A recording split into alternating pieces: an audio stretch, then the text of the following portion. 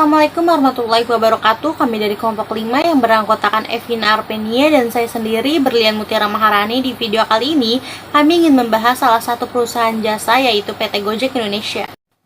Perusahaan jasa adalah suatu bisnis yang memiliki aktivitas produksi yang produknya tidak berwujud atau jasa dan bertujuan untuk memenuhi kebutuhan para konsumen dan mendapatkan keuntungan. Dalam kehidupan sehari-hari terdapat banyak contoh, salah satunya adalah jasa ojek online.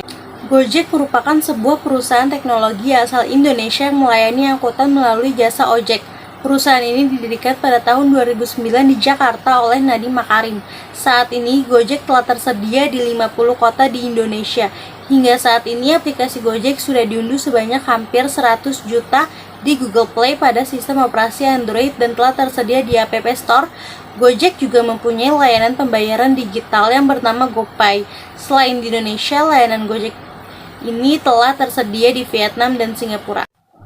Biografi Pak Nadiem Makarim alias Nadiem Anwar Makarim lahir 4 Juli 1984 adalah seorang pengusaha berkebangsaan Indonesia yang saat ini menjabat sebagai Menteri Pendidikan Kebudayaan, Riset dan Teknologi Indonesia pada Kabinet Indonesia Maju Pemerintah Presiden Joko Widodo K.H. Ma'ruf Amin yang dilantik pada 23 Oktober 2019.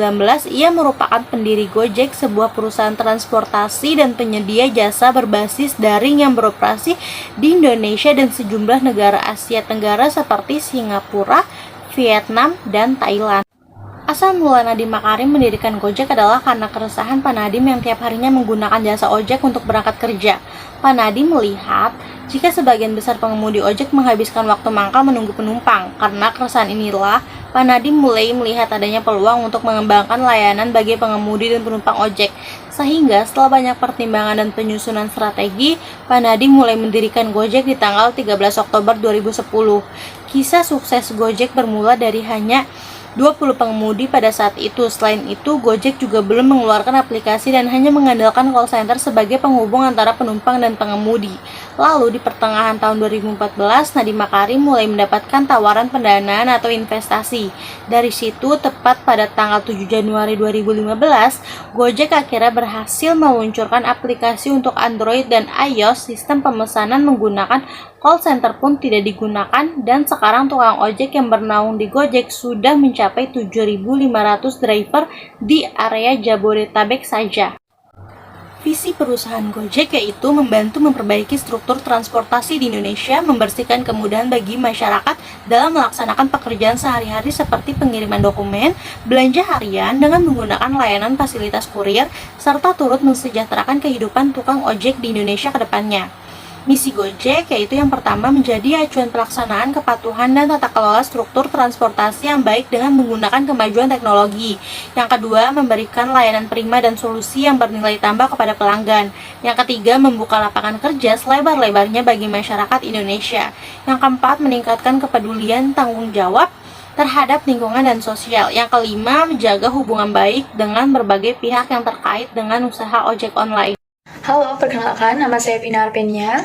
Saya di sini akan menjelaskan jenis-jenis layanan Gojek. Layanan Gojek itu ada beberapa, ada GoRide, GoCar, GoFood, GoMart, GoSend, GoBox, GoTix, GoMed, GoMessage, GoClean, GoGlam, GoAuto, GoBusway, GoPulsa, GoBills, GoPoint, dan ada GoPay. Selanjutnya ada strategi marketing Gojek, ada customer segment, ada value profession, ada channels, ada customer relationship, revenue stream, key resort, key activities, key partner, dan ada cost structure. Selanjutnya ada analisis SWOT. Yang pertama ada strength, kekuatan yang dimiliki oleh Gojek adalah satu-satunya model alat transportasi umum yang menawarkan berbagai macam kemudahan. Ada weakness, kelemahan dari Gojek itu sendiri ketika pelanggan menggunakan layanan profesional shopping, mungkin barang yang diinginkan kurang sesuai dengan yang diinginkan. Ada opportunity atau peluang yang dimiliki Gojek ini adalah dapat memperluas jangkauannya sampai ke kota-kota besar di Indonesia. Karena dengan adanya Gojek, Indonesia juga membantu tukang Gojek lainnya dalam beroperasi, sehingga struktur transportasi umum di Indonesia menjadi lebih baik ke depannya.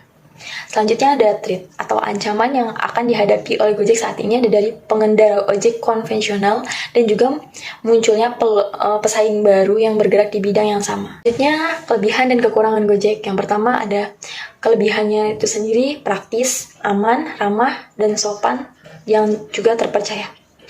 Kekurangan Gojek sendiri, server error, tantangan dari Gojek konvensional, tidak bisa memilih driver, tidak bisa pindah tujuan, dan tidak menemukan pengemudi Gojek. Selanjutnya, saingan Gojek. Saingan Gojek itu ada beberapa. Yang pertama ada GrabPick, SmartJack, BangJack, OJC, BlueJack, dan Jagger. Baiklah, kesimpulan dari materi kita hari ini adalah yang pertama, asal mula Pak Nadiem Makarim ini mendirikan Gojek karena keresahan Pak Nadiem yang setiap harinya menggunakan jasa ojek.